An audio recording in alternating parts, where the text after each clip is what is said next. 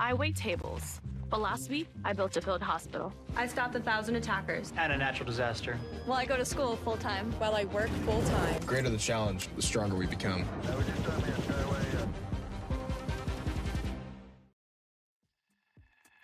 Good day, everyone, and welcome to the beginning of the third weekend of closed qualifier play for the Rally Cry Collegiate Series featuring Rocket League, presented by the Army National Guard. You know us well by now, unless this is your first time here. Welcome. We hope you enjoy the show, because do we have a jam-packed show to offer over the course of the next 2 days. My name is Galgan. Alongside me always is Relic, and Relic, we're here at the third weekend. It's been a wild journey thus far, with plenty of teams looking like they've already got their playoff spot locked in a few weeks' time. Other teams, the majority of whom are competing today, still looking to lock those spots in, but that's where we're at the end of the day, right? Fighting those middle-of-the-pack series, trying to get that advance forward and fighting more towards that prizing at the very end.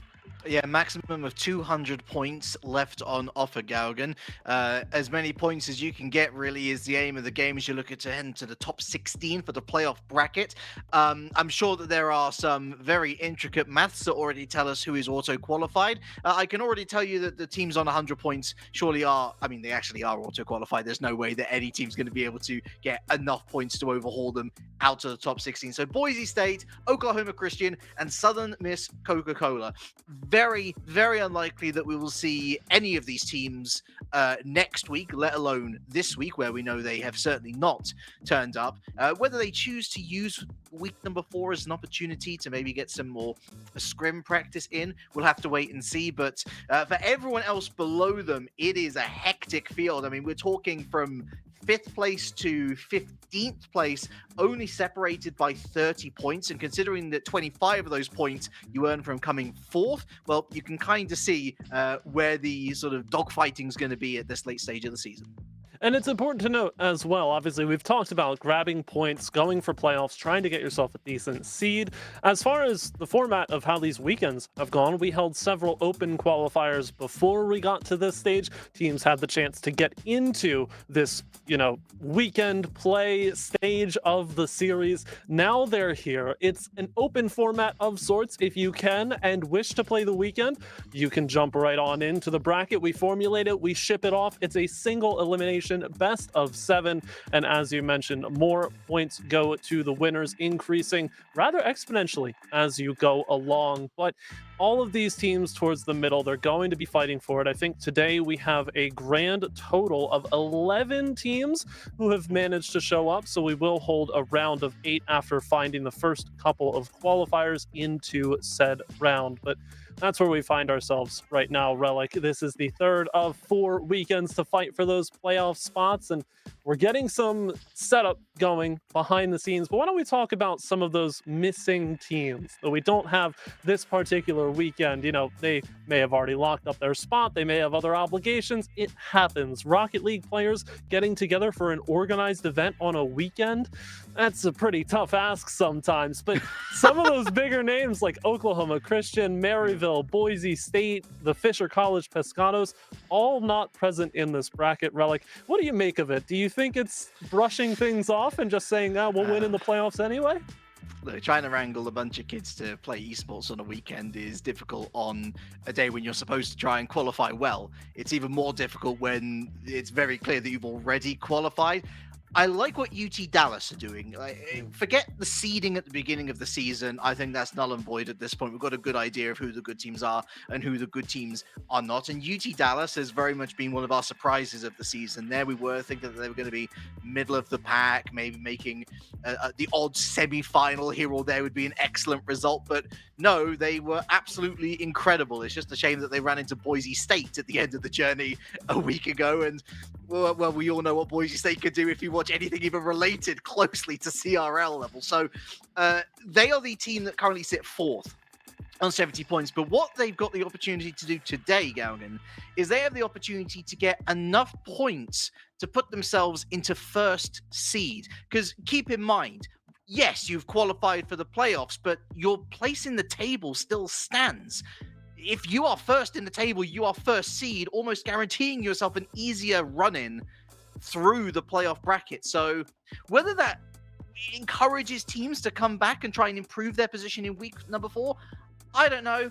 I kind of guess not, because I think a lot of these players also have, justifiably, a bit of ego on their side. They think that they're going to be able to beat anybody who they can go up against. I'd have to agree. I would be inclined to do so, but I think it would be very funny if we got to the quarterfinals of said playoff tournament and it was 4th-seeded Oklahoma Christian going up against 5th-seeded Boise State. Wouldn't feel quite right in terms of that, but, you know, that's an issue for a couple of weeks down the line. We're getting things set behind the scenes. As I said, there are 11 teams in this bracket, so that means 3 initial round matchups leading into an 8-team quarterfinal round. And we are going to jump to the one matchup in the quarterfinals that is ready to go. No preliminary match needed for either of those sides as we get those teams situated. It is the Gamecocks of USC going up against Northeastern varsity. That'll be the first match that we check out. There's some others that we'll get to as we, look at this bracket, take a deeper look, try to see what teams can make jumps. Obviously, all familiar faces there somewhat in the preliminary rounds. We had Bowling Green State versus Michigan State, which, real quick, Rel, you had some very important information because that was the match that we were meant to watch. I want to know what this info is. You might have gotten a free by MSU. You might have a player missing Bowling Green, but you're not going to escape my statistics. Going into this week, Galgan, neither team had won a single game. And they still won't, in theory, because, okay, you've got a 4-0 by MSU, but are you actually going to get a game off UT Dallas after how good they looked? Shambles, absolute shambles. But you know what? The old news. Time to throw it in the fireplace. We'll use it for a little bit of kindling because we got ourselves a fiery game now. Gamecocks going up against Northeastern varsity. And hey, Northeastern varsity, Galgan, they're new to week 3. They are only rookies going into this week. I think that's really exciting. They've obviously got a lot of backing behind them in terms of seeding. They've got to buy through to the quarterfinal stages. But this is also going to be the first series of the day for both them and Gamecocks. So whether this was quarterfinal, whether this was round of 16, doesn't really matter. You've got to be so prepared to put yourself up there and try and get as many goals on the board as possible. I think it's important to note as well, other preliminary matchups. You've got the University of Alaska going up against Ohio State Gray. Ohio State Gray, technically not newcomers, although I think some technical difficulties prohibited them from playing in week 2 despite their intention to do so. We'll let that, up to whatever did happen during that past week. But they are here ready to make a statement against University of Alaska, who conversely only have those 2 points to their name courtesy of an early exit handed to them in week 1 against Rowan. So both teams looking for a little bit of vengeance. Our other preliminary match, Cal going up against Thomas College. Thomas College wants to get some sort of a foothold, push a little bit higher into the table if they can. Cal, similar situation, but you slightly favor them, as does the seeding. But again, a reminder for what all of these players are playing for at the end of all of this action. This is the 3rd of 4 closed qualifier weekends before we get into the playoffs. A total of $30,000 spread across several titles here in the Rally Cry Collegiate Series. But as far as Rocket League is concerned, Relic, $6K on the line. Yeah, and again, this is why this league play or this multi-bracket system is so important, because you don't even get a slice of the pie unless you make the playoff bracket. And so the consistency or just the outright power on one of these weekends, that means a lot going forward. And both Gamecocks and Northeastern varsity, Galgan, this is one of their most important series of the season. If a Northeastern, yeah, of course, it's their first series of the season, but they currently sit on 0 points.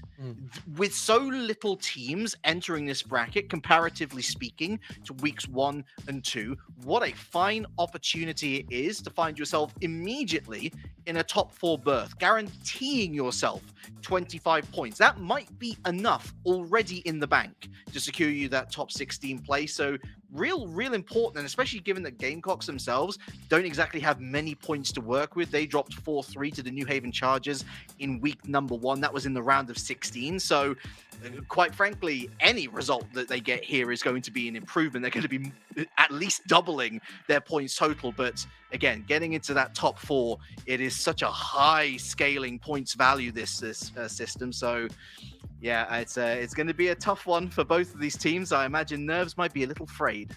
At the same time, let's remember USC on the outside looking in right now, currently in the 18th spot on the table. That will change very quickly based off of the points they grab here. But Northeastern varsity, not even on the table to begin with. So the only way that they can go is up here today, and they'll certainly look to do just that. Guaranteed points from this particular bout as well. As you mentioned, I believe it's going to be 10 points to the loser of this series for their dropout in the quarterfinals, and a minimum of 25 points should the winner of this series lose out from the semis and then the third place match. But that is an issue for tomorrow to hash out. This series in front of us, best of 7.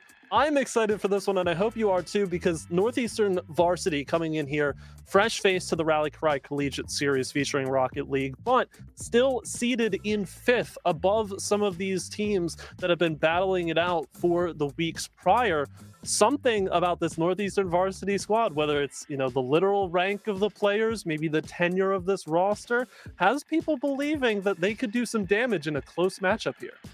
Sure, and it's kind of like player transfers in real world sports. You kind of just gotta ignore the quote unquote price tag and just work with what's in front of you, because even though you've been seeded 5th for this particular bracket, you're still facing 4th. So you're still in theory facing a team that is better, but as UT Dallas has proven, just because you're seeded in a certain area, it doesn't necessarily mean that's what we're going to see out there on the field. And speaking of UT Dallas, we're largely expecting UT Dallas to be the opponents of the winner of this series in the semifinal, unless MSU managed to pull off one of the upsets of the entire Rally Cry Collegiate series so far. So I mean, honestly, this is just a case of you've been given a great opportunity. You're netting at the very least quarterfinal points. You could find yourself with an opportunity to gun for the grand final. At least you're looking to be getting 4th, 25 points on the board should you make it into the semifinals themselves. Yeah, that's a lot of points. Like I said, that's practically guaranteeing yourself a berth in the playoff bracket already. A lot riding on this series, and I would be disappointed if it doesn't go to at least Game 6. And let's briefly, as we get these players loaded up in the lobby ready to go, let's briefly touch on UT Dallas, because you mentioned them earlier on and how I am right there with you. But at the same time, a team that proves it doesn't necessarily matter where you were seeded. You just have to show up and play the series that are handed to you.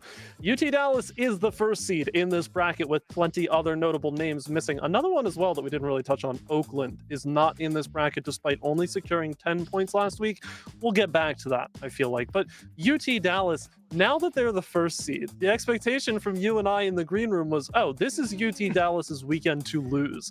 Yeah. Is that where they want to be? Because the UT Dallas I know are Game 7 merchants, comeback kids. They just pull it out whenever they need to. Now everybody's going to be trying to take the proverbial crown from them. I don't know, man, because as much as I would have subscribed to the whole Game 7 merchant storyline in week 1, again, we look back at the results in week 2, and they beat Southern Miss Coca-Cola 4-1. This is a Southern Miss side that made it to the grand finals in week 1. Arguably, you would say a more difficult bracket run through that one as well. So the fact that they were able to look so convincing, 4-1-ing Oakland University as well, I think it's less so Game 7 merchants and more their defense will eventually concede enough goals that they'll lose a game merchants. And that's kind of where I'm sitting. I don't think it's going to be a flawless bracket for them, because when is it ever going to be a flawless bracket for UT Dallas? They're just built different. That said, if they don't take first place, questions do have to be asked about the whole mentality situation, because you're absolutely spot on. It is so different playing as favorites compared to underdogs. There's no pressure on you. As underdogs, you're vibing, you're hoping for the best, and sometimes that leads to great results. But when greatness is expected of you, you know, that's a very different place to be in. And we're going to see whether they actually have the metal, the materials to be considered favorites, not even just for today, but looking forward at that playoff bracket as well. Yeah, trying to keep your vision fixated solely ahead, get as many points as you can. UT Dallas, I mean, prospective grand final opponents, we can expect either Terps Esports of Maryland, who were handled by the Fisher College Pescados just last week fairly handily, or the Drexel Dragons, which would be a rematch of a Week 1 opening round of play series, of which UT Dallas did take 7 games to close out, but pretty confidently moved on from that into the rest of Week 1's playtime. Of course, before the finals come the semifinals, and before those semifinals come this quarterfinal, which we are attempting to get into. We've got the players nearly ready to go. USC versus Northeastern varsity. I'm excited for this one. Tough to make a prediction because it's the first time we're seeing both teams on this stream this particular series, but I don't know. Something in the water tells me that this Northeastern varsity squad has a hidden trick or two up their sleeve to be in this kind of position. You know, bypassing that preliminary round, getting that automatic quarterfinal buff. Maybe it's just based on how much better the players are. That skill difference that we see tend to come into play with some teams that are just simply better on the day of. But USC have an equal right to pull off something like that. It's put up or shut up time now. Game 1 of this best of 7 relic. We're underway. It's such an important series for so many reasons. We've gone through them comprehensively, but let's see just how literate these players can be on the pitch. Communication key, and an early start would certainly do the confidence the world of good. And so far, so good for both sides as they look to feel each other out in the midfield. A couple of interceptions here or there. A big breakaway here from Bro, who moves infield with that pass. It's going to be Aug who collects and throws downfield. Recycled center to Cross, but it's Bro to yellow. Lovely idea, but just millimeters away. Great vision, execution, just a half step off the pace, but here go USC back the other side, and they pull something out.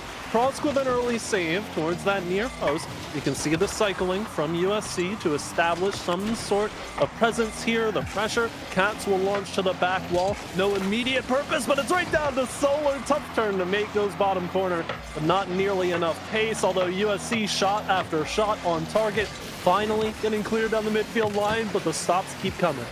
Counters ticking up, but I think a little bit too hasty on the trigger. You need to wait for those better opportunities. You know, throwing a shot onto net with all the power of like a 5 horsepower engine. I don't know where I was going with that one, but like, you know, you need to be able to generate much more power to be able to even beat a distance as small as that one. Now, lovely double tap off the post and away it goes. I am shocked that this is still at Donuts. Does not matter if you fire on all the cylinders if you can't spin it like a G6. Is now sent to the corner. Prosk attempting to put a little bit of that flair, that extravagance on the bookend of the play. Quick shot from Aug. That's the power you need to be clinical. That is a flick and a half, isn't it? Love the angle from Aug using that counter flip to generate the power that I was so sorely looking for. Beats that last defender rotating in, simply too pacey for the Spacey to close down. And Gamecocks with that opener then, I think honestly well deserved, given that they have generated the majority of chances. Exactly. It could be a great setup here for USC to let Northeastern play into their pockets and just take the play wherever it goes from there. Not necessarily an overabundance of patience, but just letting Northeastern drive themselves into a hole and into a deficit here early on. Let them make their own mistakes, pick up the pieces, play that janitorial style that we know and love from some of the best teams in this game, but that's a nice touch to the back wall, and confusion sets in on the transition. Cross capitalizes.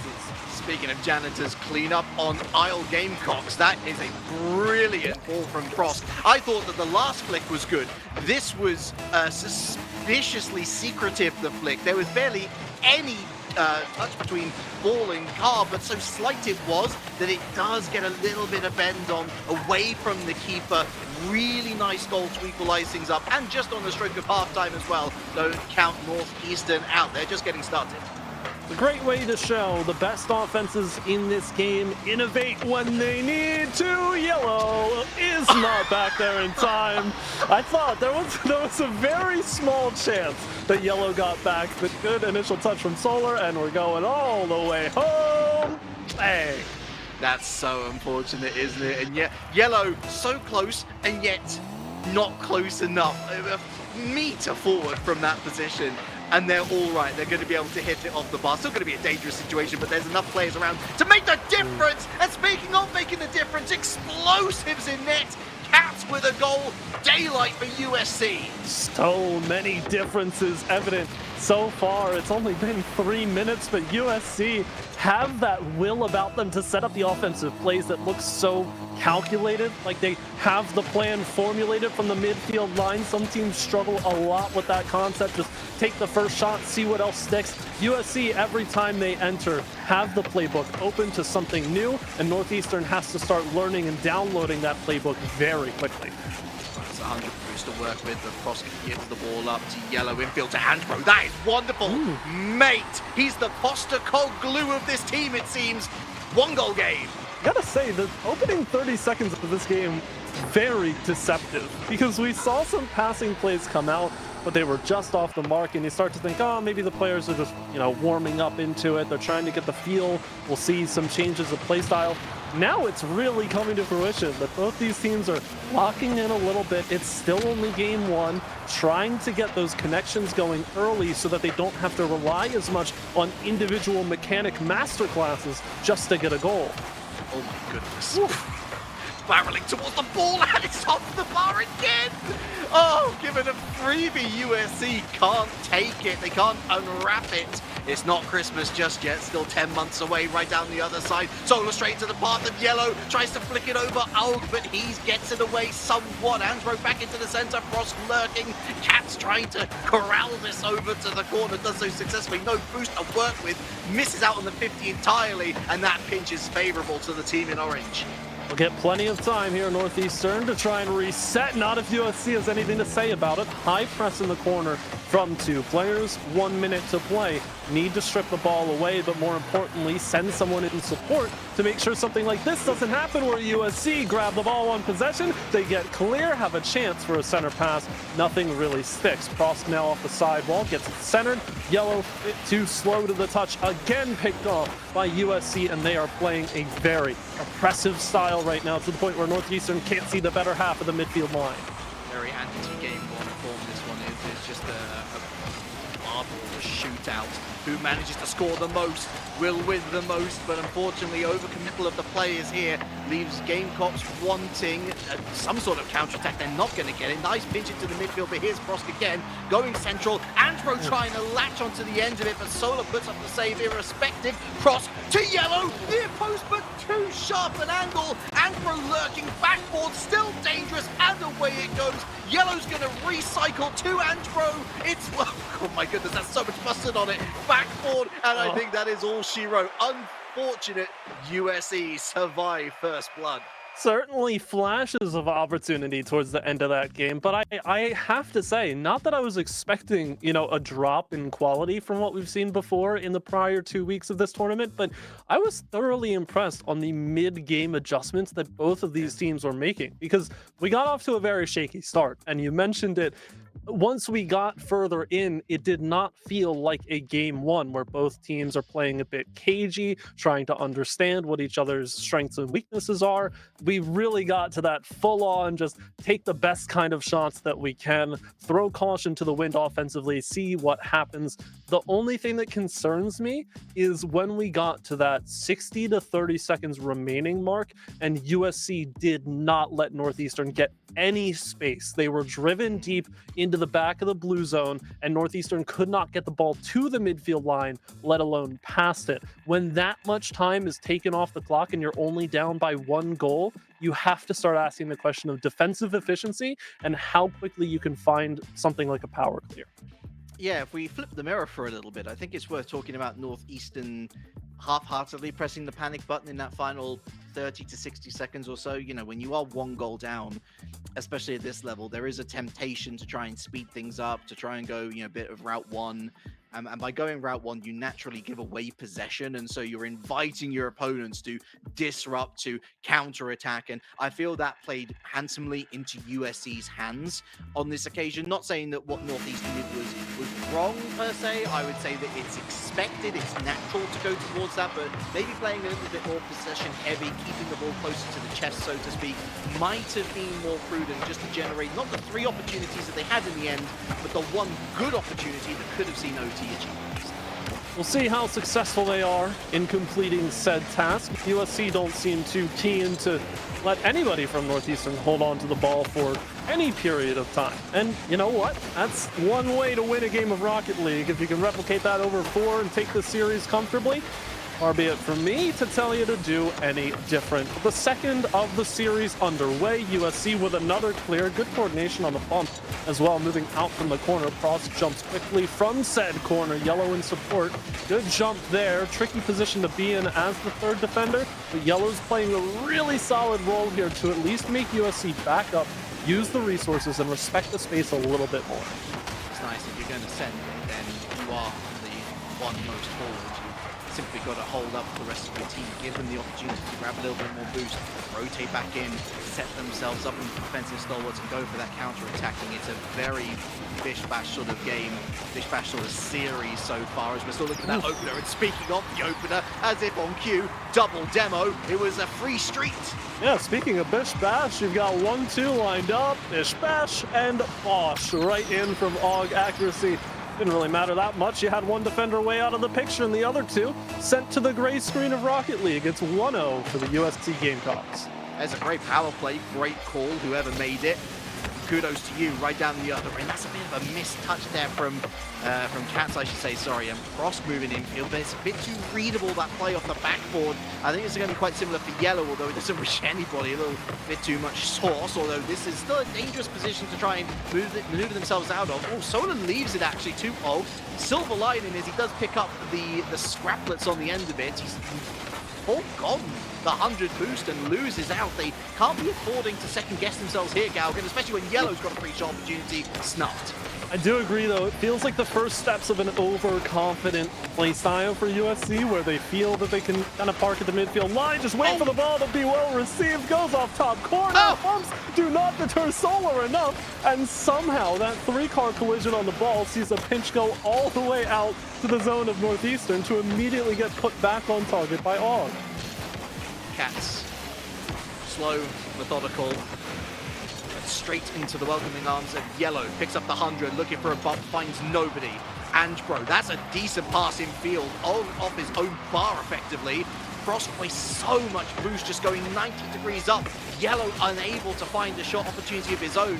Double commit effectively in the offensive phase. Frost again going forward. Northeastern Varsity, they got the opportunity to retain possession and to generate more chances, but they're very much squandering them every which way possible right now. I think the problem for Northeastern is whenever they see USC start to slow things down, all 3 players want to speed up in response and get to the ball first. But the more that Northeastern speeds up, I feel like the more their comms start to drop. And you don't really have that reliance of being able to only send 1 person at a time, making sure somebody's in support but not in a position to double commit. It gets a little sloppier as they try to execute with more speed. It feels like that's kind of how it works for most teams, operating on different spectrums, right? How fast can you play versus the calm, cool, calculated aggression. It's something that Northeastern is finding out and warming up to in this series. But again, it's USC with the keys right now. Series lead, game lead, everything right now in their pockets. 90 seconds to find an equalizer, or alternatively for USC to put this one to bed, because the 1-goal lead, as nice as it has been for the last few minutes, still is a little bit precarious. Out towards the net, backboard, Cats completely unobstructed, and there is that daylight they were looking for. It's a 3-player free play out here. No defense in sight, just has to jump, Angebro, at the hope that that ball finds its way on target, but a couple of seconds too early, that's all it took. Everybody from Northeastern just banking on a power clear again that's not coming through. The system's not gonna work out. USC too strong at the midfield line and too strong at the top of the box as Cats nearly stuffs that against everybody in net. Northeastern looking to break the press. The press has actually let off a little bit here. USC going back for resources. Brosco over the top of Cat. Nice play from Angebro. But where is Yellow? Nowhere to be seen. John Travolta can't find him, but they can find another goal. Out with the steal, but it doesn't matter how it went in. It's free. Still a very justified score here for USC. You can tell that the disconnection and the roots of it are starting to run a little deeper than Northeastern may have shown in early indications, both offensively and defensively. Not quite having all three players on the same page at all times. They'll get a kickoff goal here as reconciliation with 48 seconds to play. Nothing short of a miracle feels like it's needed. Not impossible, and it's a great kickoff from Yellow. Gets that, set up trajectory for Angebro on the same page. And I mean, look, you can't miss from there. I mean, you can, but you really shouldn't miss from there. 2-goal game, not an impossible task, Augen, but that is very much a goal against the run of play. I mean, I think it's nice that you say you can't miss from there. My ranked teammates and myself would very much like to differ, but fortunately for myself, them, and everybody watching this stream, this is not one of my ranked games. 30 seconds to play. Yellow up early to deter this from USC, who, again, they're just going to try and take as much time off the clock, take the ball to inaccessible areas for Northeastern to set up any kind of offensive push, but it's not working right. Nice! Just this moment, Angebro, good read off the back wall.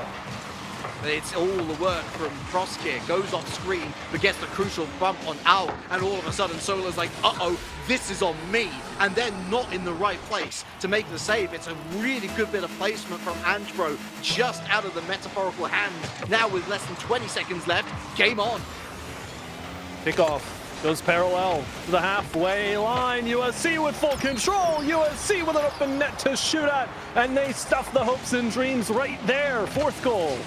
It's practically Karate Kid out here. Game on and game off. I don't blame Northeastern for going a little bit bombastic on that play, on that kickoff routine. However, with so little time to work with, you had to try and attempt an overload, but USC see straight through it. They manage the situation masterfully, and they get that goal just to calm the nerves and ultimately get their 2nd point on the board. They're halfway to a Series W, most importantly, Gaugen. There's still signs from Northeastern, but they unfortunately came in the back half, not even that, the back quarter of this game. I think it was very much a little too ragged for my liking in the first 3 quarters. I'm right there with you. It feels like USC are just sitting here in this series going, anything you can do, I can do better, and just completely, taking every step forward. As soon as Northeastern find that foothold, USC's like, oh, you almost had me. You almost got me. But, playing with that sort of level of drawing them in to stuff the hopes out doesn't work for every team. USC, I feel like, is one of those rosters that I'm confident enough in allowing them to do that. Now, I'm no coach. I'm no mental expert. I'm not going to try and dive into the deep psychology of, are they just messing around to give Northeastern a hope of winning before they crush it? I feel like that's a little too deep for our collective analysis of the Rocket League. But what I am seeing is more of the same from what we saw of game 1. USC feel more comfortable around the ball. On the other side, Northeastern feel like they're chasing a little bit. That's a recipe for losing a series pretty quickly, because you spend so many resources just trying to hit the ball in the first place that you're not concerned where your 2nd teammate, your 3rd teammate are. You're not concerned whether or not you have good transition defense, whether or not you're leaving one defender on an island to get a clear out to the 2 that are cheating up for some reason at the midfield line. So many of those small issues can be ironed out over the course of plenty of play, but USC is doing a really solid job of making sure they can't iron those out in this series. In effect, I mean, to me, it very much was a continuation of the end of game number 1. Northeastern didn't really have that control and that prowess and poise that we saw in game number 1. Great save, by the way, Angebro. And USC just went from strength to strength on the comfort level. They went from dining room chair to legs up, feet up on the couch watching the TV. But they can't get too comfortable, because we do know that the technical quality and indeed the passing plays and ideas are still there in this Northeastern squad. The question is, do they have the prowess, the poise to unlock it in the first place? See if they can find the keys in time, still firmly within the grasp of those USC Gamecocks. Centered up here off the back wall. Anybody home? Yellow has to rotate out and grab boost. The correct decision, given that Angebro was pushed up on that near side. Needed someone at the back post. Now another chance for Northeastern. Pross, good little wave dash there to deke past one. The stance is strong enough at the top of the box, but here's another opportunity. Angebro goes against two, and the clear is seen. But there's the high press against Pross, not giving any time to reconciliate there in the corner, and it's immediately put on, but Og stopped by the defensive wall. Yeah, I don't know how much Yellow knew about that save, but he'll be glad that the save was registered at the end of it all. Algebro and Angebro combining two players now. Ultimately, the move comes to nothing. Aug, the actual one now, only runs into Angebro. Again, it's the two players. It's like they're doing a fusion dance out there, but there's nothing about this. It's all S-tier action from USC moving forward. Great double demo from Pross. Allows Yellow onto the play. Flips forward. Another demo fan, but great defensive play in the air from USC. But look at this. Into the pockets is they steal the money. Angebro lead Northeastern varsity.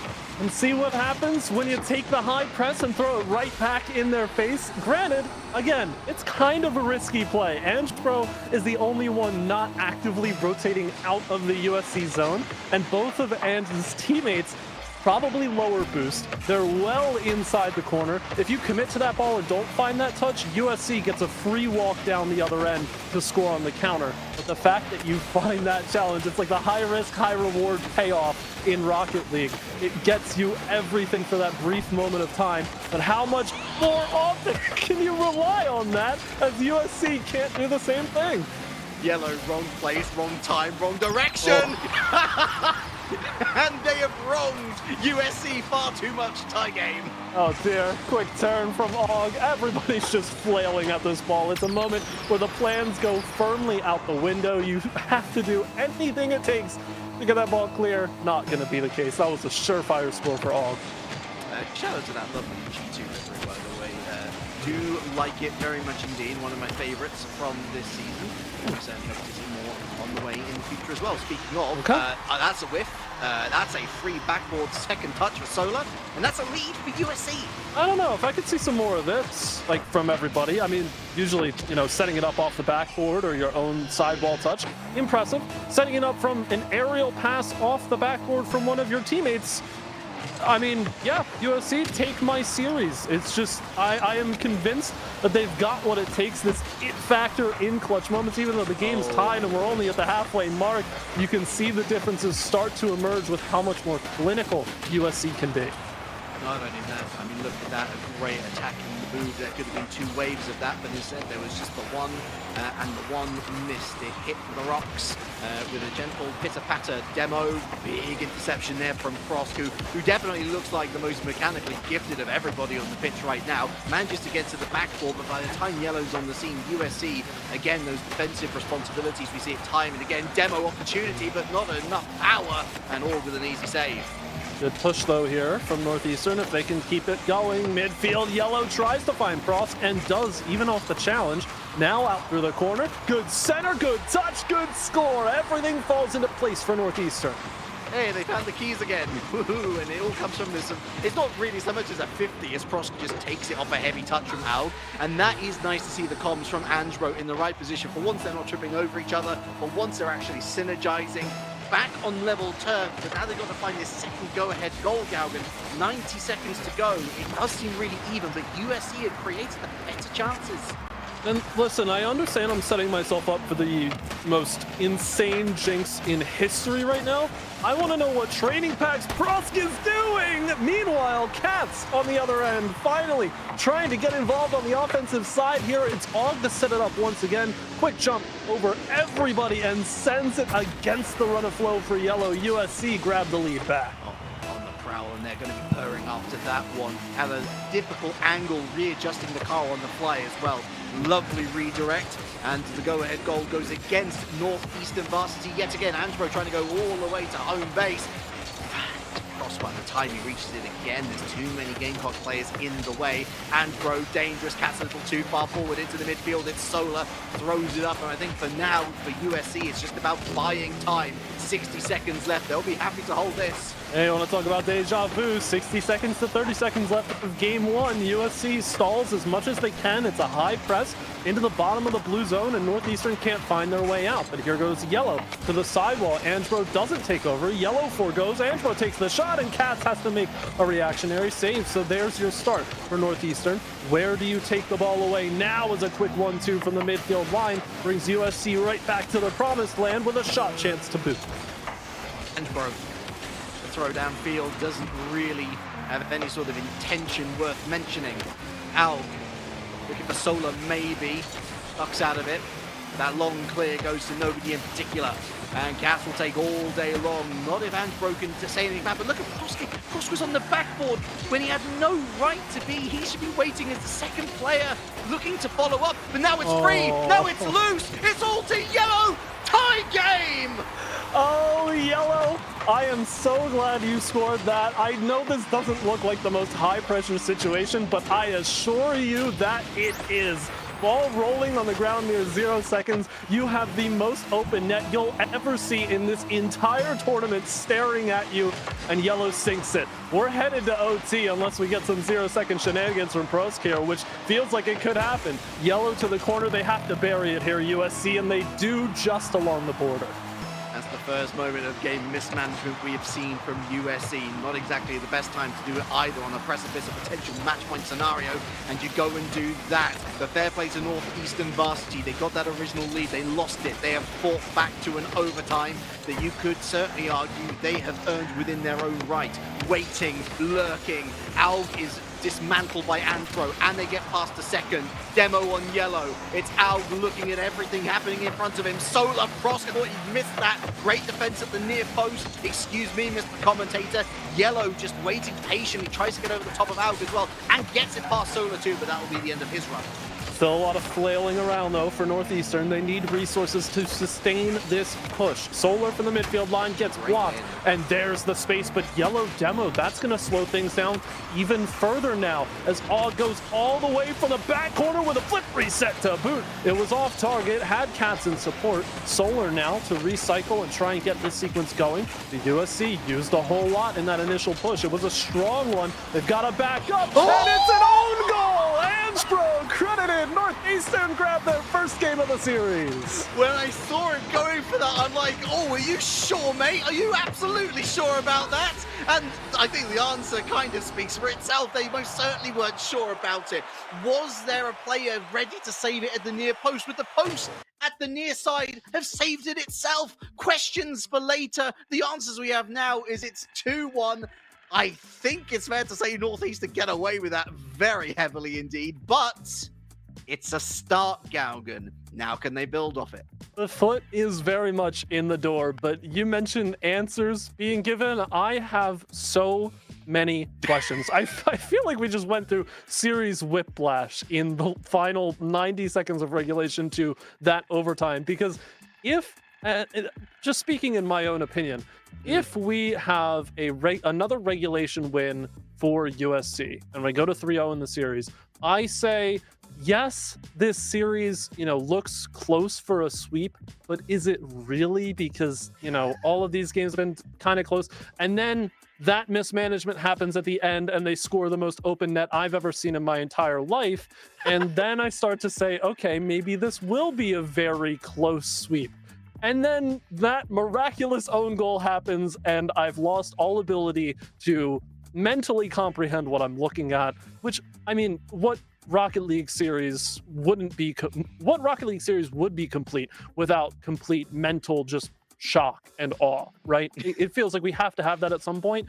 That's the stage that I'm at least. I don't know how you're feeling about what we just saw, but yeah, I think that was USC frustration, honestly. I mean, they literally had the game win in the palm of their hands. They had match point scenario staring down the barrel at them, and then it's like, oh, whoops, we all pressed too high, and oh, whoops, we're a little bit spread too out on defense, and oh, whoops, that's an own goal for the record books.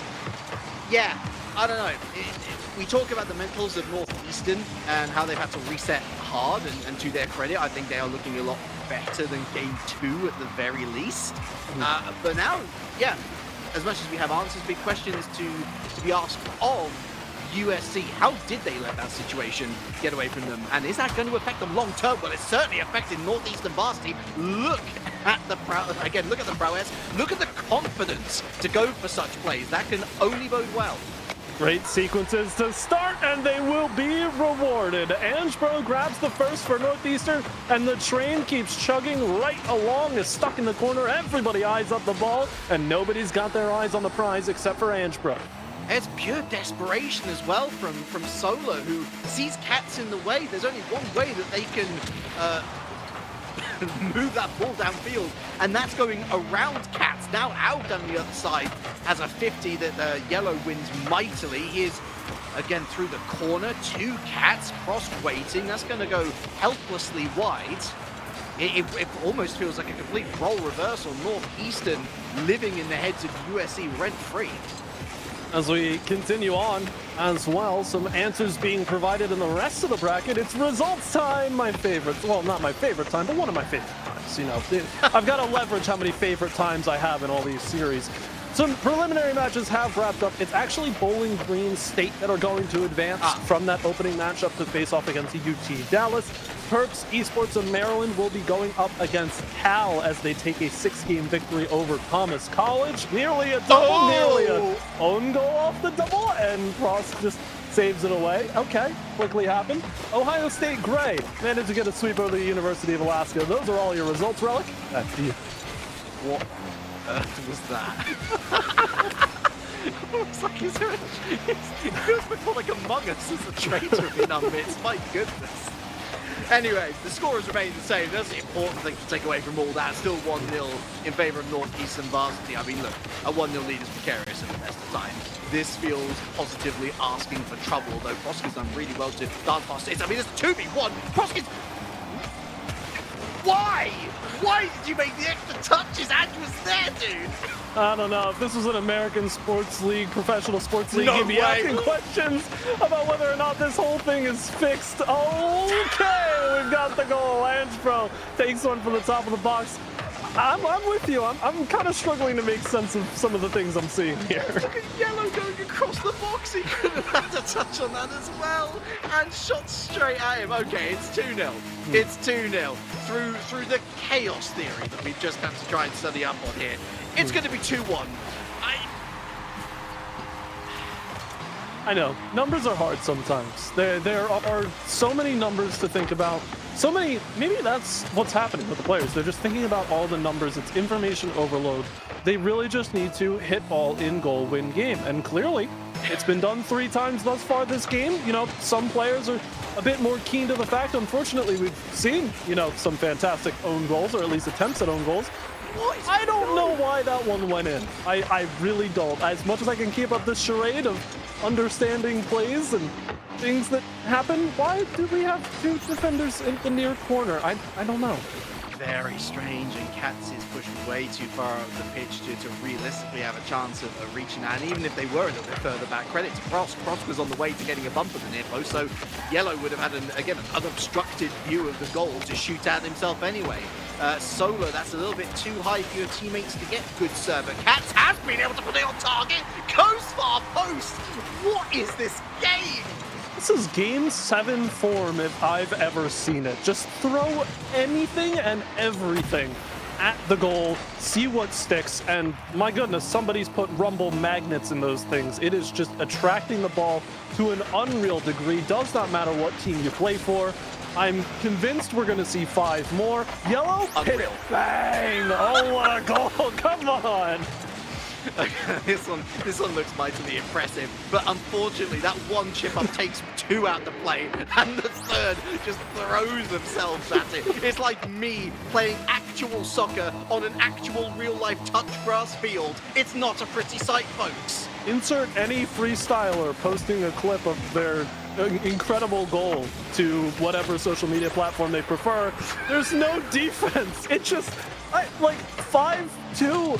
Where are we? It feels like we've entered a completely different realm. I don't see anybody except for the one defender who gets demoed. So credit to Northeastern. It's a great kickoff play, but this doesn't feel, it feels like we've time traveled. All the goals, that's the most legit goal that we've probably seen all game. The fact that it's a good kickoff, followed by a good routine, crossed with the alertness and the awareness to get the demo right down the other side. Andro, who came so close to scoring his own goal in this same game, let us not forget, makes the save, but now, what a featurette! We're losing it. We're losing control. Solar just races from nearly the top of the orange box to stretch that pass forward.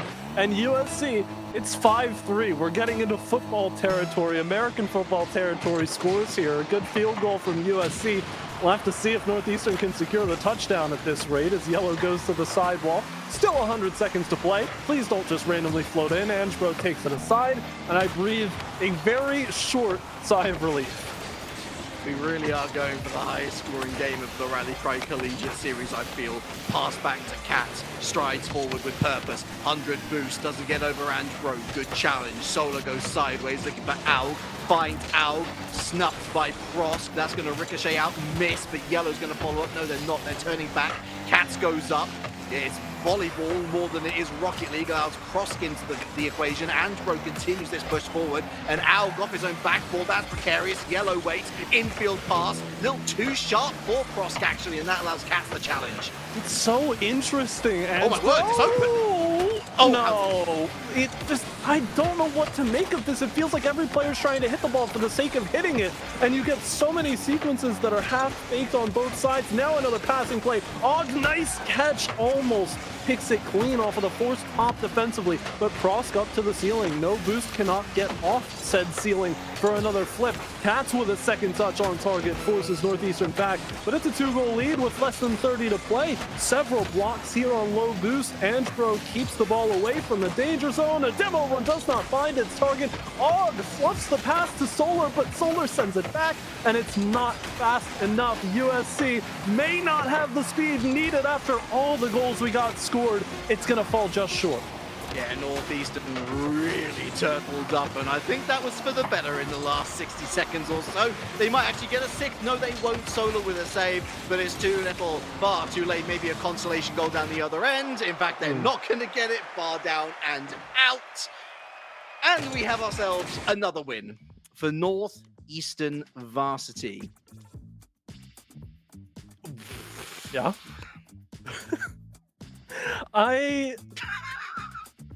Where do we begin? When a team comes back from 0-2 down to 2-2, I typically say, let's relax and reel things in a little bit. We're seeing game 6 at least, game 7 at most. These teams just need to lock in, focus up. If ever there was a game of Rocket League where I mentally struggled to do that, after watching, it's that one. We just have an onslaught, a barrage of offensive efficiency and defensive, like, and just that combination, that medley that we were served in this game 4 throws so many questions both ways. Because if Northeastern brings that level of firepower and confusion to any of their opponents earlier on in the series, could we talk about a Northeastern sweep in an alternate universe? And then on the same side, USC, where has all the confidence gone? You've got yourselves very close to each other in the wrong positions, very much lacking the identity that won them the games earlier on in the series. I can't tell whether or not we're going to seesaw or this is truly Northeastern just running away once they've figured things out. You know, 2023 was the year of cat memes on Instagram and TikTok, and 2024 took all of those memes and they've kind of condensed it into just one meme where they run through all of them in one video. And I feel like we could do that with that last game of Rocket League. Every single one of them. Dissociation cat, distress cat, the half cat, as you so very well did an impression of. It's so difficult to see how USC bounces back from that. and it's so difficult to see how Northeastern could possibly lose their confidence again after that, because they didn't play great, but they still found themselves with 5 goals in the back of the net and a 2-goal margin at the end of it all. Could have been a 1-goal margin, but it wouldn't have mattered. But USC has started this game mighty fine, and they're going to tell me to shut up because they've got the go-ahead. The first one on the board. It's exactly where they want to be, though. Force Prost to make that touch across your own net. It goes to the back wall. Enough pressure on the rest of the defense that they can't respond properly, and USC finds the goal. You have reminded me, though, of a great idea. We should bring back, all these moments where we're so utterly perplexed that we can't come up with the words for whatever miraculous or not so miraculous play we've just seen. Just complete silence, and you just start hitting the soundboard. Over and over again. I mean, it could be a way to give us time to try and make sense of things. I'm also thinking of the bus theme where it's all like bright sunshine on one side. And Right. There's a big cup of espresso on the other side, and I don't know which side these two are on. Constantly exchanging seats. USC, oh, this is a big play. Ow, backboard. Oh, it's a miss. It's a big old miss at the end. And no, it's an open play. No, it's not. Cats. I think he was hoping that off respawn would go straight for it. They don't, and actually it's a good thing they did. Cats themselves picking up some boost. Solar getting involved somewhat. The ball has been left alone for a solid couple of seconds. Solar near post completely whips it again. And just like that, Galgan, another 40 seconds has gone by. See, that earlier exchange, though, is exactly the prime situation where you want everybody in the near corner, and USC had that, courtesy of the demo. One of the players is going to respawn there anyway. Cats removed again, but when you find the power clear in, you try and take the time to give yourself space, set up an offensive push. That's where you want everybody stacked up, not when Northeastern is breathing down on the goal.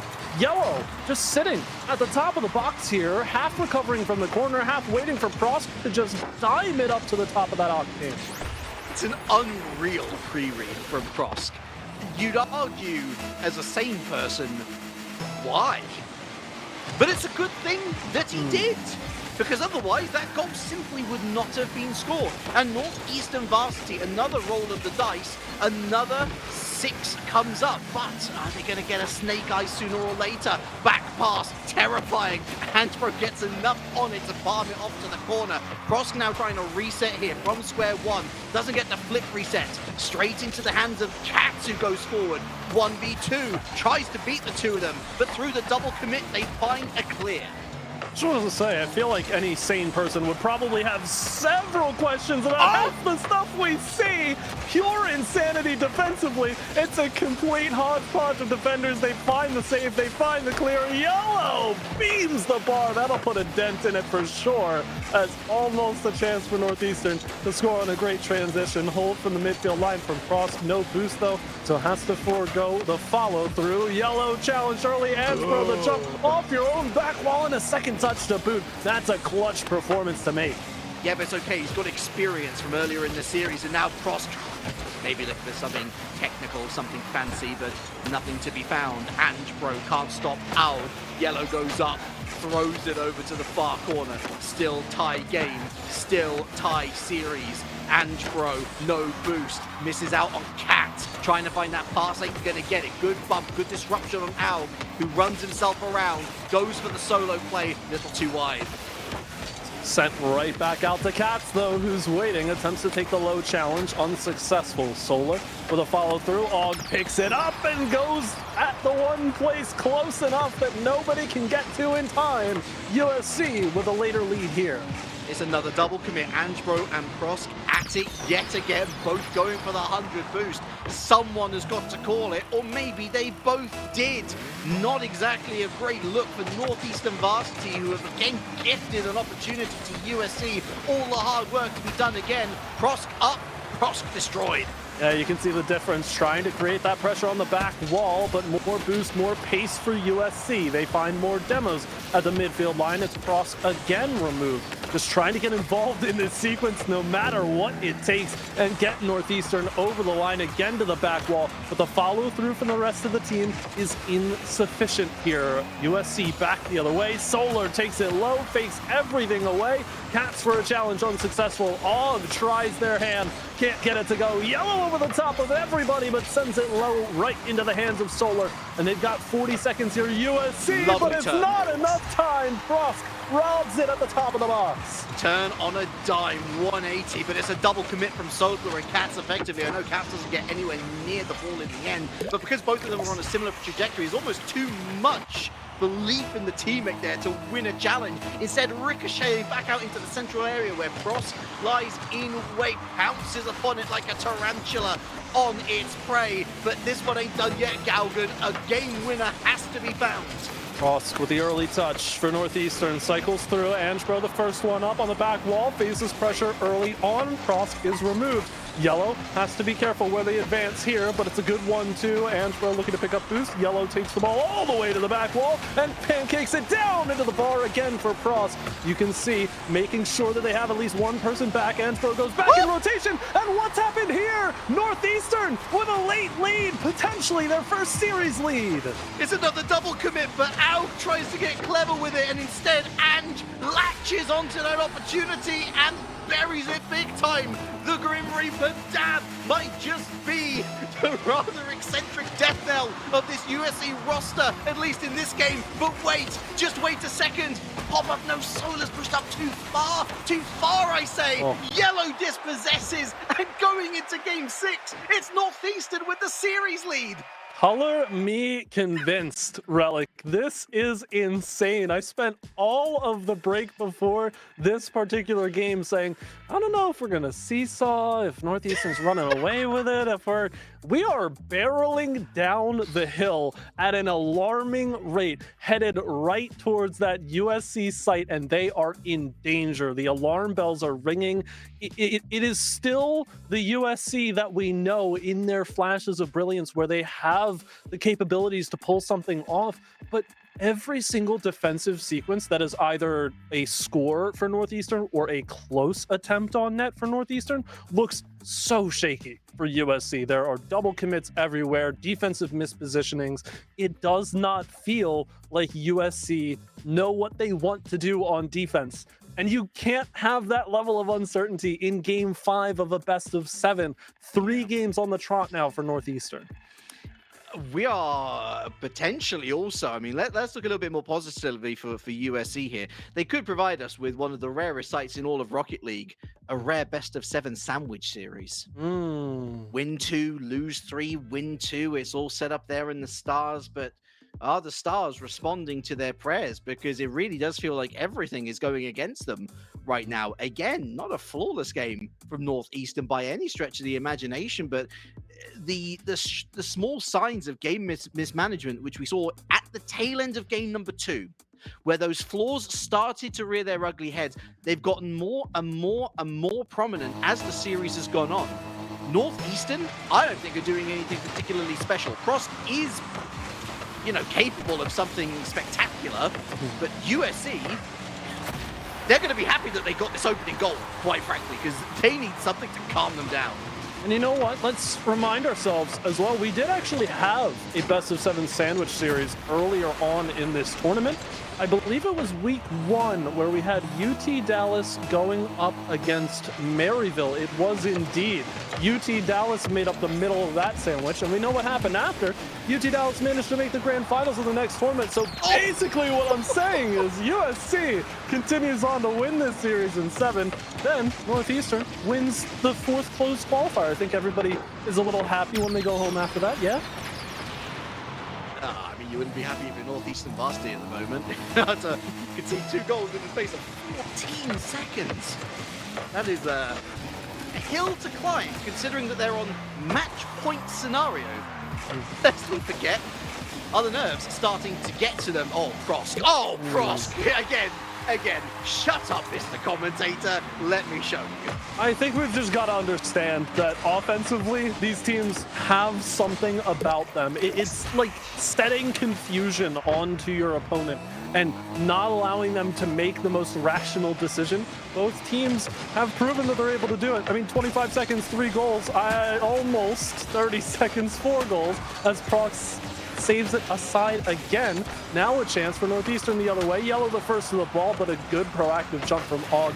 Cats demoed. Solar alone on the sidewall. Not a whole lot of pace, but still gets a challenge out of it against Prosk.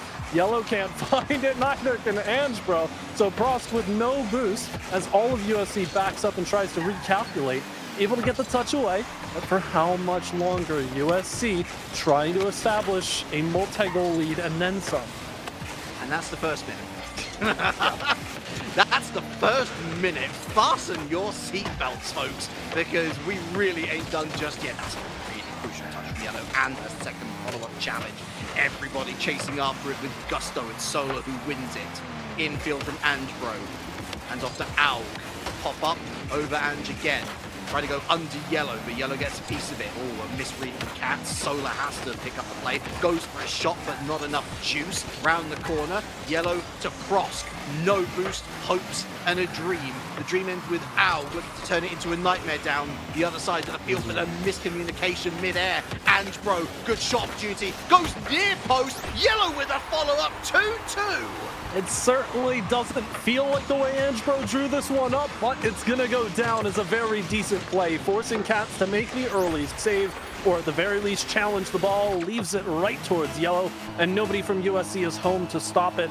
I'm starting to get a little concerned that we're going to get insanely scrappy as this game goes on, especially if we go to 7. Both of these teams throwing much less caution to the wind than they were earlier on in the series, which is kind of saying something. Both of these teams felt like they were playing with nothing to lose from the drop. What is the upper limit of that exasperation here for both of these teams? More chips are down on the table. Somebody's going to lose big time. That much is for sure. Solar downfield to nobody in particular but the blue team. So look at this. Good pressure from Owl. Yellow. That's dangerous. That's an own goal. Oh, dearie me. I mean, if there's something that we can take away from the own goals in this series, it's that they've been absolutely insane shots. Like if somebody pulls that off and it's not an own goal, that's going on every single highlight reel for the rest of the weekend.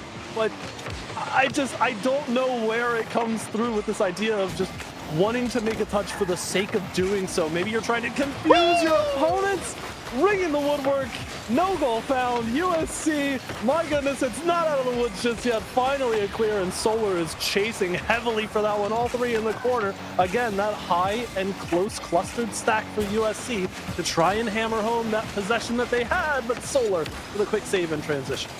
It's really gone from AAA budget to an indie shoestring. Bumps, disruption, goal, 4-2. And so much happening here. Again, Prost just making the touch that feels necessary. Probably thinking, give my teammates time to get themselves back into position. You've just teed it up. They teach you that at very low levels in Rocket League, don't send it right off the sidewall into the center. Some attacker is going to have a read on that, put it immediately on target. That's what happens. USC, 2-goal lead, 2 minutes to play. Oh, Yellow was waiting for that opportunity. The passing lane opens to Angebro. Short window, and ultimately they lose it in the end.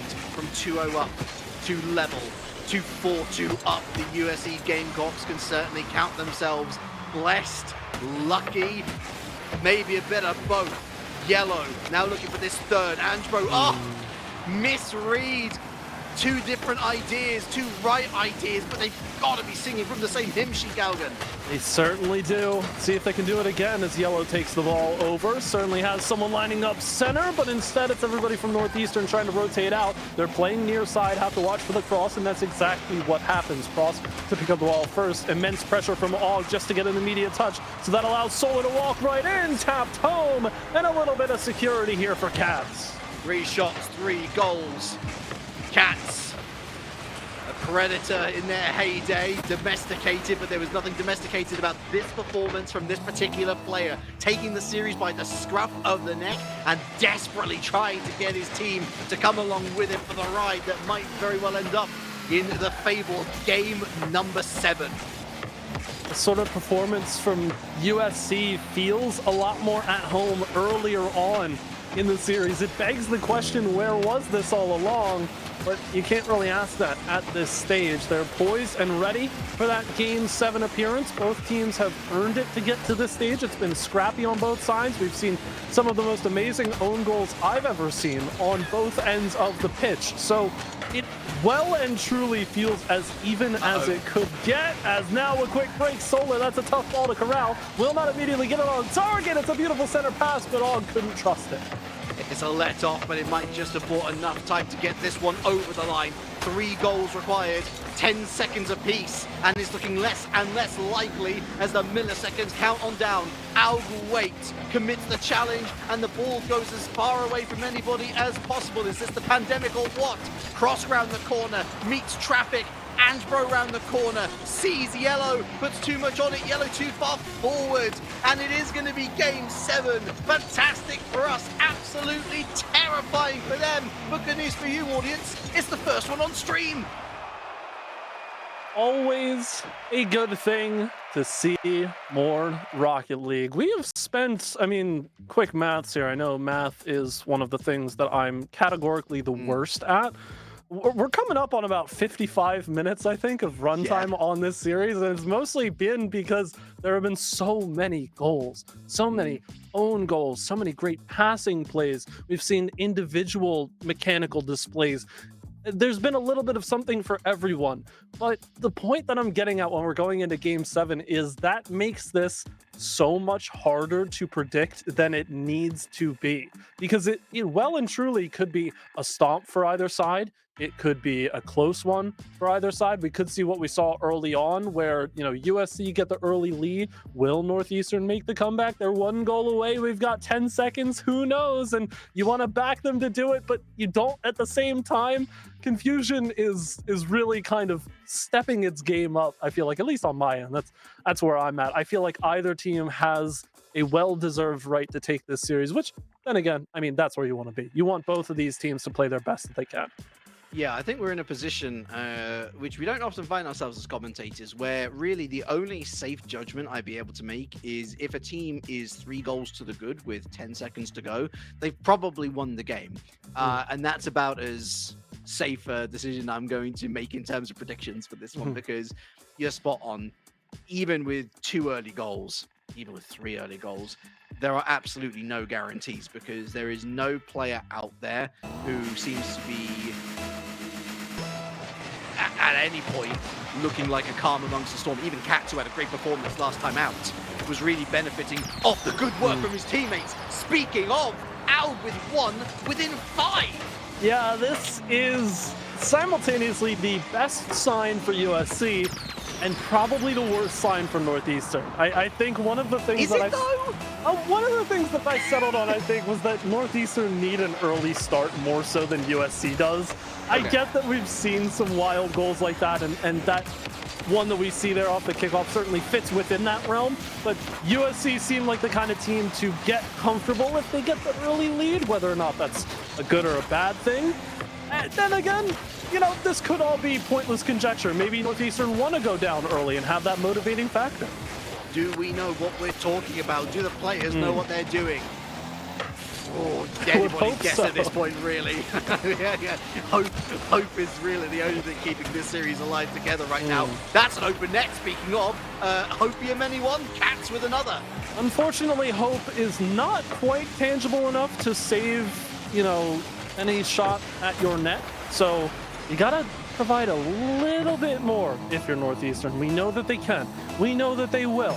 But it's been 41 seconds, math. We established this literally 2 minutes ago. 41 seconds and change in the opening minute. USC, look at this. They scored 2 early on, and they're not afraid to double commit mere inches from the ceiling because they understand the Northeastern may not always come back with a stronger transition as that, forcing the early save. Top of the box, Frost couldn't get to the right angle at time.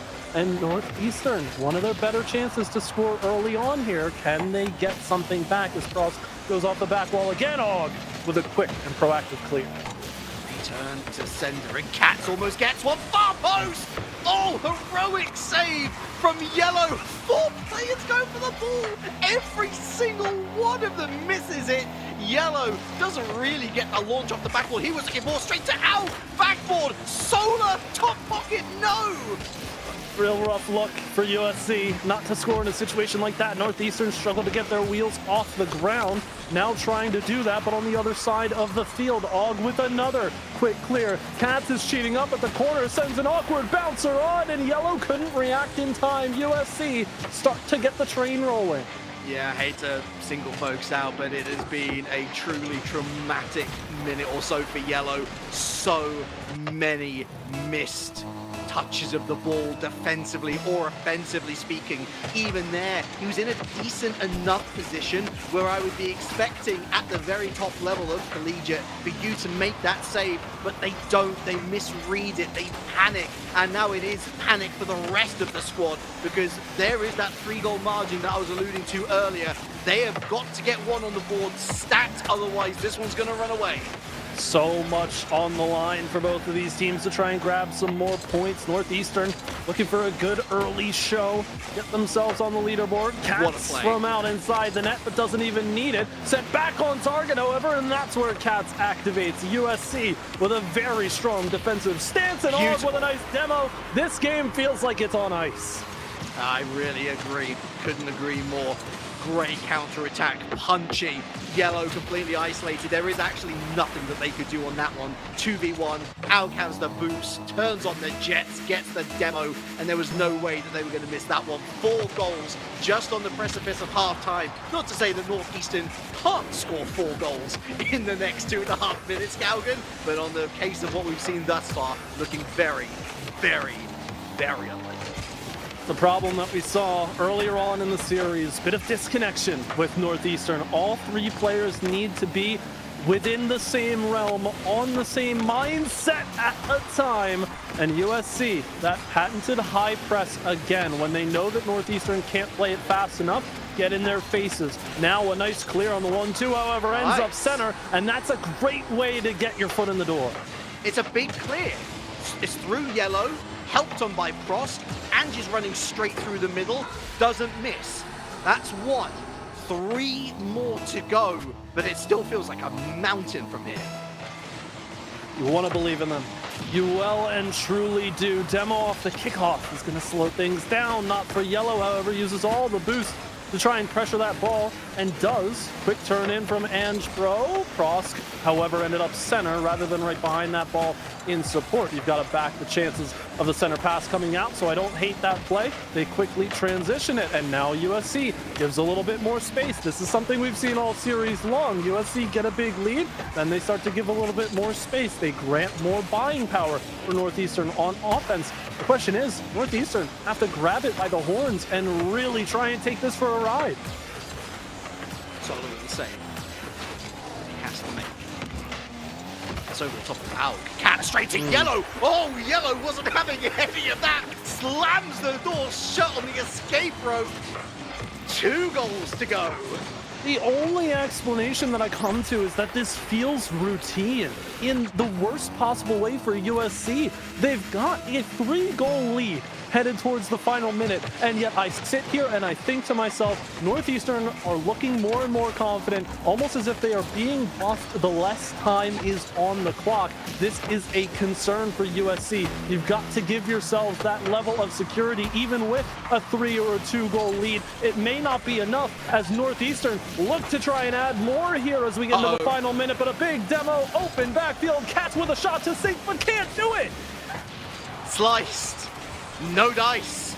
Yellow over the top of Augen. How alive is he come? Oh my goodness, Pross going for the spectacular. Solar, little boost to work with. Pross helped out by Aug here as Solar as they move forward together. That's going to be intercepted by Anthro. Cats goes backwards onto the backboard. Pross still lurking. Where's Yellow? Anthro misses. Yellow now has to double back. Picks up 100 on the way. Cats in field. Pross. Yellow moves forward. There's going to be no backboard touch for him. Meanwhile, Ange gets a shot away, but it's too weak. 15 to play. Og attempting to clear. It's a soft pop. Not good enough. Pross goes bottom corner but misses.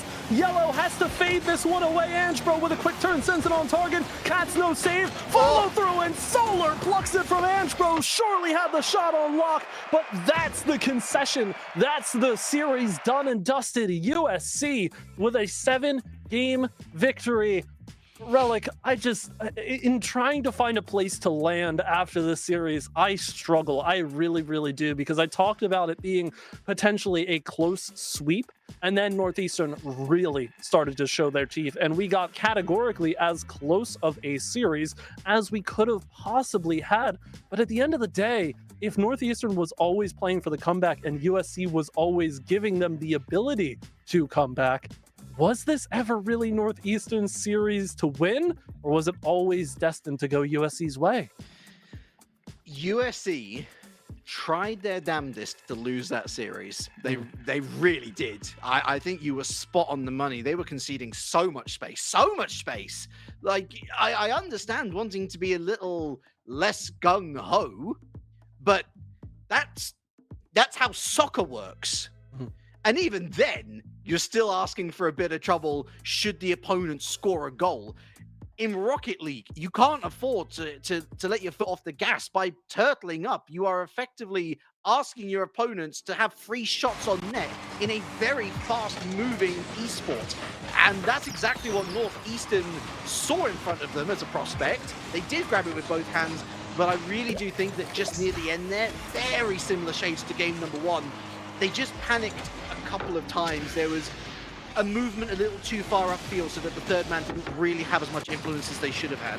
Shots that were just for the sake of shooting rather than looking to set up from a disadvantageous position. We saw some great looks from Northeastern, but I think they're going to look back on this series, and to give you your answer, Galgan, I think they're going to wonder on another day, had we showed a bit more composure, should we really have won this?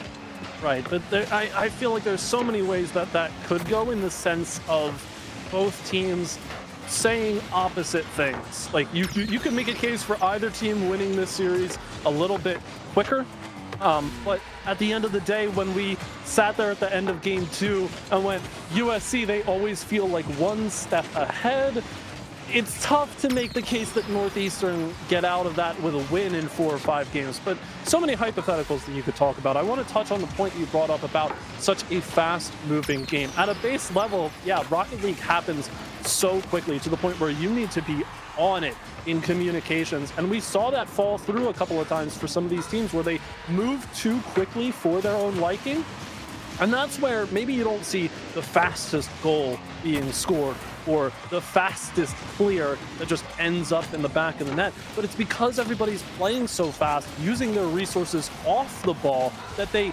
end up sending everybody into a frenzy. And we see own goals like that, where you're trying to calculate what's the best possible touch that I can make. You go for the touch. Oops, it's right into the hands of an opponent who was waiting there the entire time. It was 3 own goals at the end, wasn't it? I don't think I've seen so many own goals in a long, long time. Admittedly, the series length does lend itself to those, opportunities becoming a little more frequent. Even still, it's a hectic series. I don't think that Northeastern are going to be too rattled. Especially, this was their first series of the Rally Cry Collegiate series, by the way. What a way to make your introduction. But certainly USC are going to be breathing a sigh of relief. Or are they? They're going to be going up against UT Dallas in the semi-finals, who, by the way, 4-0 Bowling Green State, not showing any sort of fallacy that we were potentially putting upon them by being the favourites. They are looking every bit the part that we would expect. And now, sky's the limit, I say with a question mark. I think that if this is how they performed against the 5th seed in this tournament, Galgan, I think UT Dallas is going to be looking at these opponents and rubbing their hands together for the stat padding. I would have to agree. I feel inclined to do so, but at the same time, both of these teams, like, you say this about any high-level team. When they have it, they have it. When it clicks, you can clearly see it. I do agree that both of these teams are going to be challenged defensively. Both of these teams would be challenged defensively, especially USC now that they're moving on to play against UT Dallas. They're going to have to be a bit more sure of themselves on these pushes rather than the full 3-stack in the near corner that we saw time and time again. You know, they find a power clear into that area. They all want to bunch up, get a strong 3-headed push.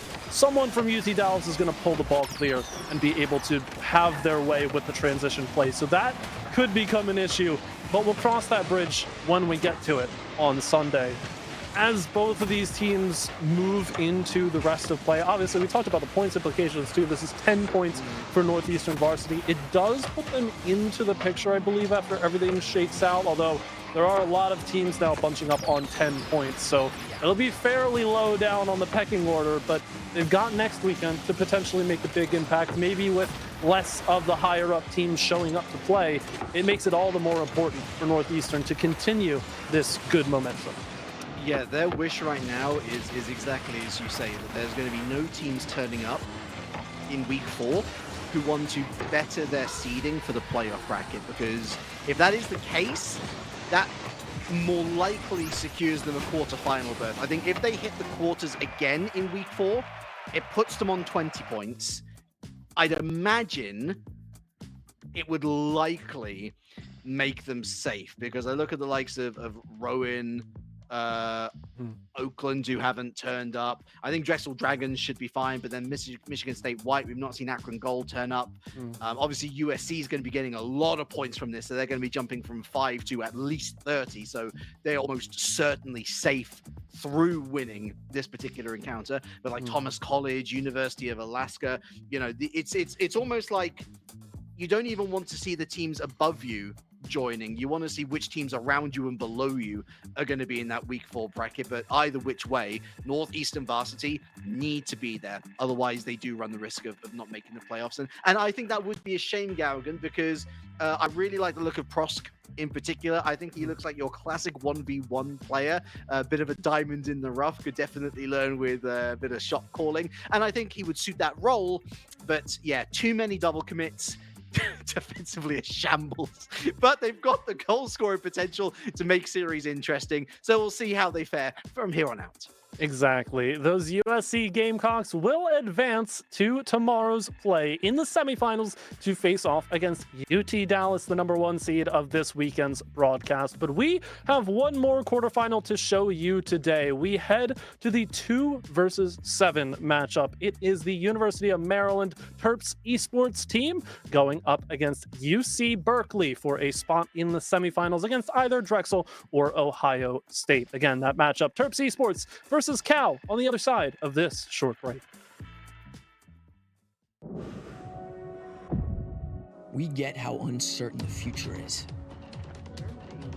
We've come of age in a complex world, face to face with problems we didn't create. So what's going to happen next?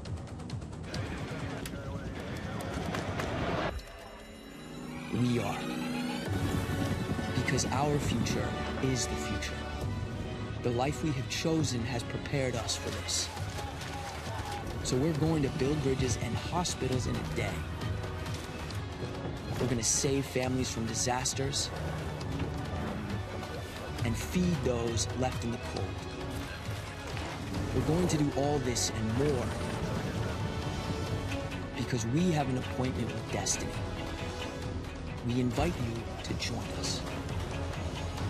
The next greatest generation is now.